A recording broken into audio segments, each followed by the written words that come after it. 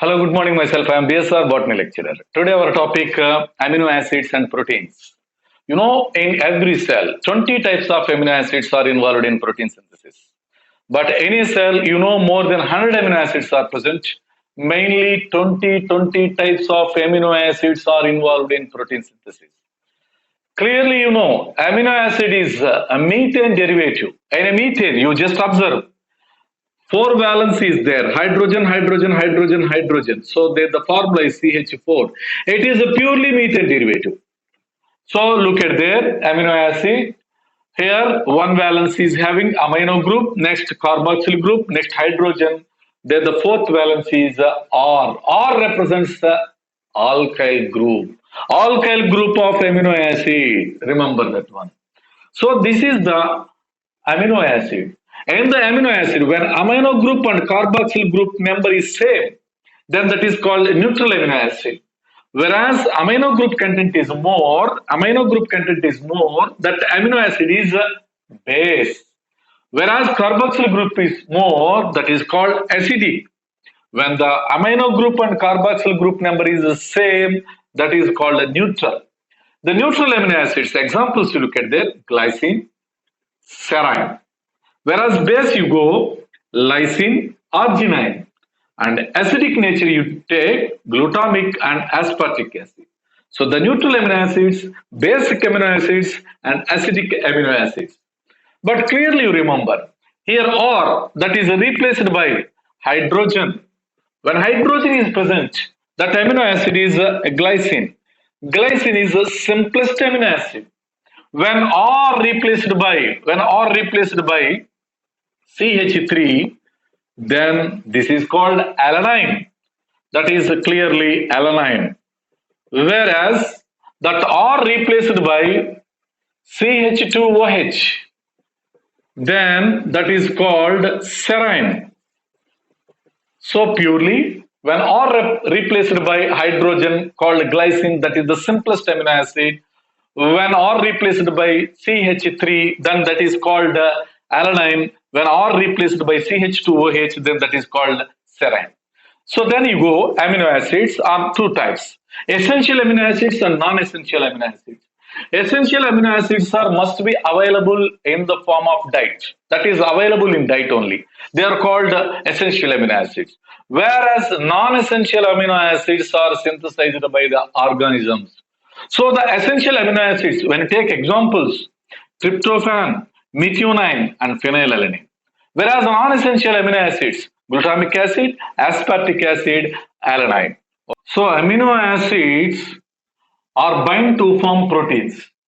For example, you take this is the amino acid structure. This is the first amino acid I am taking, carbon amino group. Okay, then H, here also H, and this one is the COOH. It is the first amino acid. Then always here peptide bond is formed, carboxyl group of first amino acid, amino group of second amino acid. H, H, N, C, H, H, again COOH. What they are saying here, the peptide bond is forming carboxyl group of first amino acid, amino group of second amino acid. Here H of amino group, OH of carboxyl, their peptide bond is forming, then water is released. That bond is called peptide bond. So for every two amino acid, one peptide bond is forming. Due to that, one water molecules can be released.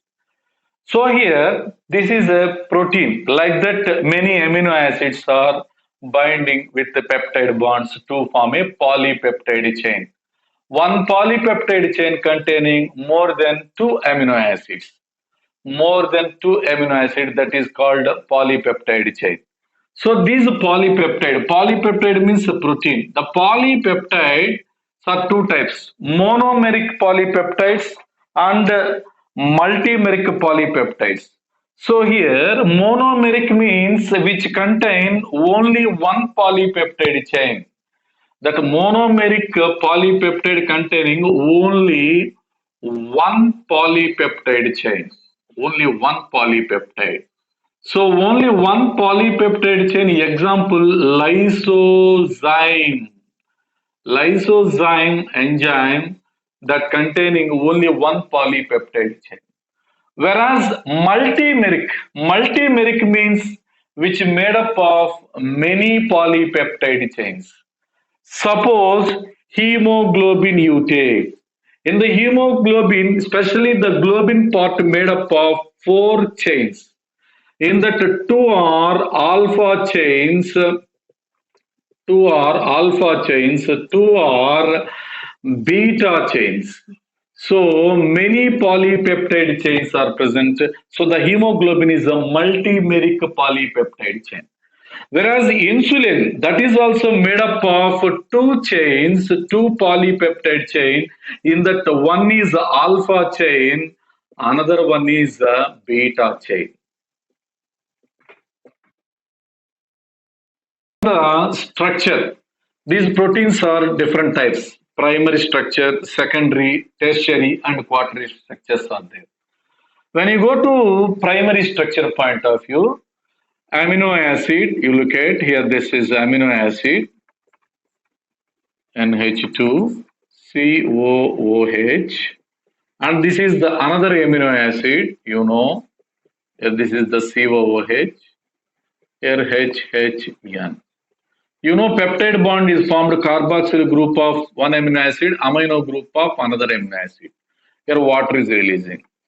So here when peptide bond is formed between amino acid, that is called primary structure, primary protein.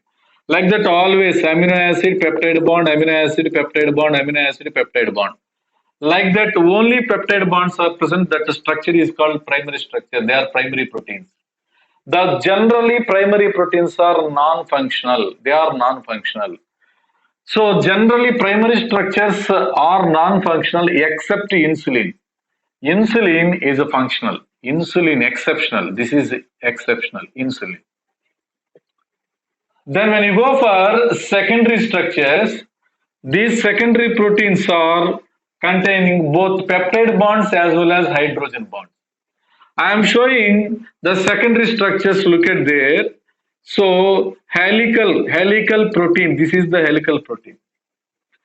Here this is amino acid. Amino acids are there. Amino acids are there. This is the helical structure. Helical structure. When hydrogen bonds are established between the amino acid within a polypeptide chain, that is helical structure. Whereas when you go to beta pleated structures, look at here, two polypeptide chains. This is beta pleated structures.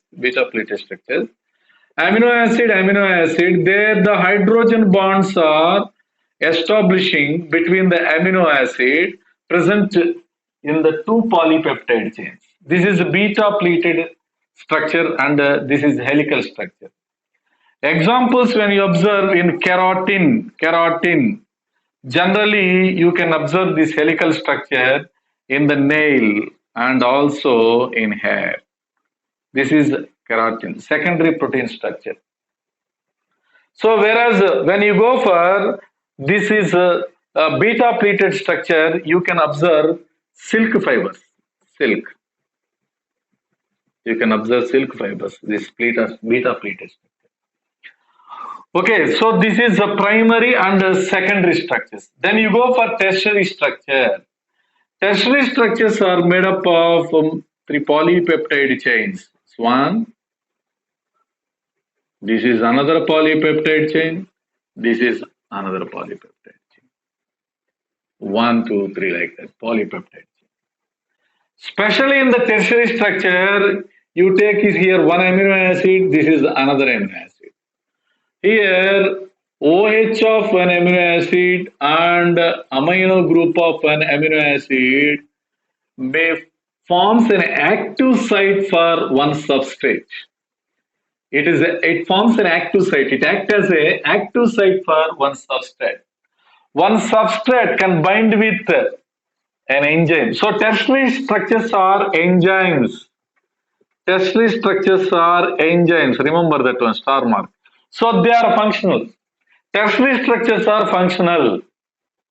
So the OH of amino acid, amino group of an amino acid act as the active site for substrates.